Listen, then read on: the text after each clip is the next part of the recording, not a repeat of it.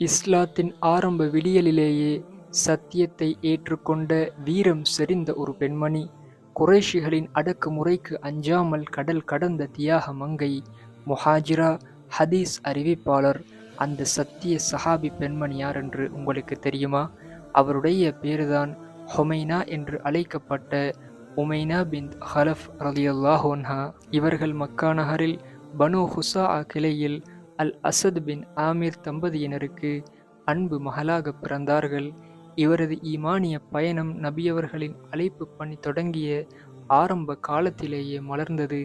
முஸ்லிம்கள் சிறு குழுவாக இருந்த அந்த நெருக்கடியான காலகட்டத்தில் தனது கணவர் ஹாலித் இப்னு சயீத் ரலியல்லாஹு அன்ஹு அவர்களுடன் இணைந்து துணிச்சலோடு இஸ்லாத்தை ஏற்றுக்கொண்டார். மக்காவின் சூழல் தகைத்து கொண்டிருந்த அந்த பொழுதில் தனது ஈமானை காத்து கொள்ள ஒரு பெரும் தியாகத்தை செய்ய துணிந்தார். இரண்டாவது ஹிஜ்ரத் குழுவில் ஒருவராக கடல் கடந்து அபிசீனியா நோக்கி புறப்பட்டார். அபிசீனிய மண்ணில் தனது மகன் சயீத் இப்னு ஹாலித் அவர்களை பெற்றெடுத்தார்.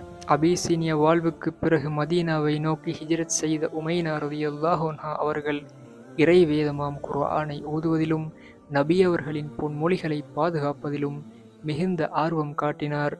நேரடியாக நபி அவர்களிடமிருந்தே ஹதீஸுகளை கற்று அறிவிக்கும் ஒரு சிறந்த அறிஞராக திகழ்ந்தார். தனது வாழ்நாள் முழுவதும் ஒரு சிறந்த முஹாஜிராவாக மதீனாவின் ஈமானிய சூழலில் தனது வாழ்வை செதுக்கிக் கொண்ட இவர்கள் தனது பிள்ளைகளுக்கும் ஒரு சிறந்த வழிகாட்டியாக வாழ்க்கை நடத்தினார்கள். உமைனா ரலியல்லாஹு அன்ஹு அவர்களின் தியாக வரலாறு அதன் இறுதியை எட்டியது.